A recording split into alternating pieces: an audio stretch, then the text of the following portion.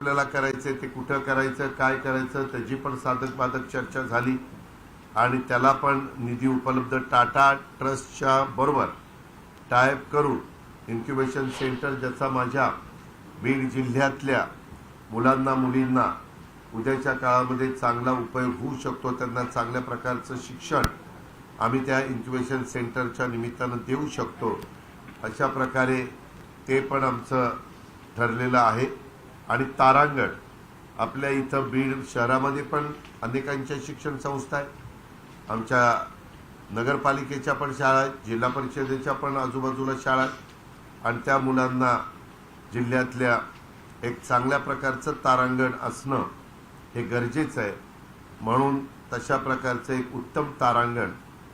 की पृथ्वी कशी अस्तित्वात आली, मनुष्य कसा अस्तित्वात आला, आज परिस्थिती काय आहे, हे सगळं त्यामध्ये साधारण दाखवण्याचा आमचा सगळ्यांचा मानस आहे। त्याही बद्दलची जागा आणि बाकीच्या निधीची तरतूद आम्ही त्या ठिकाणी केलेली आहे। नंतर जिल्हा परिषदेच्या मुख्य कार्यकारी अधिकाऱ्यांनी घरकुलाच्या बद्दल, शिक्षणाच्या बद्दल अशा अनेक गोष्टीची माहिती त्यांनी दिली। अजूनही काही माहिती त्यांना द्यायची होती, पण मी आपल्याला सगळ्यांना सांगेन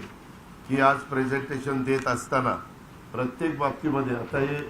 बीडचं रेल्वेच्या संदर्भातलं प्रेझेंटेशन होतं, हे माझं इन्क्युबेशन सेंटरच्या संदर्भातलं प्रेझेंटेशन, तारांगण आणि इन्क्युबेशन सेंटर, हे एअरपोर्टच्या संदर्भातलं प्रेझेंटेशन, हे जिल्हा परिषदेच्या आमच्या सीओनी तिथली विकास कामाच्या संदर्भामध्ये दिलेलं प्रेझेंटेशन, एक आमच्या एसपीनी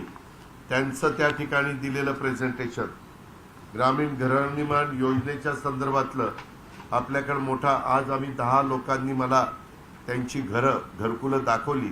पंतप्रधान आवास योजनेतनं, त्यांनी स्वतःचे पैसे घातले, परंतु गोरगरिबांची अतिशय चांगल्या प्रकारची दर्जेदार घरं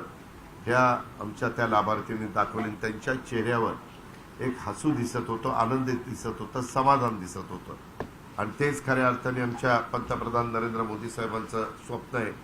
आणि म्हणूनच त्यांनी 2 कोटी घरकुलाचा कार्यक्रम, सगळ्या 2-3 कोटी घरकुलाचा कार्यक्रम सगळ्या देशाला दिलाय, त्याच्यातली जवळपास 20 लाख घरकुलं आपल्या महाराष्ट्राला त्या ठिकाणी मिळालेली आहेत। या पद्धतीनं आम्ही तेही केलं। नंतर आपल्या पोलीस अधीक्षकांनी पण साधारण पूर्वी परिस्थिती काय होती, आता काय, त्यांनी ते सगळं करत असताना त्यांना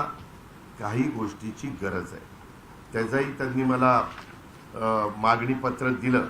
की अजित पवार पालकमंत्री म्हणून तुम्ही आम्हाला या गोष्टी त्या ठिकाणी द्या। आणि आजच्याच मीटिंगमध्ये आम्ही त्यांना साधारण 16 कोटी रुपये हे त्यांच्या वेगवेगळ्या महत्त्वाच्या कामांच्या करता, त्याच्यात वाहनं आहेत,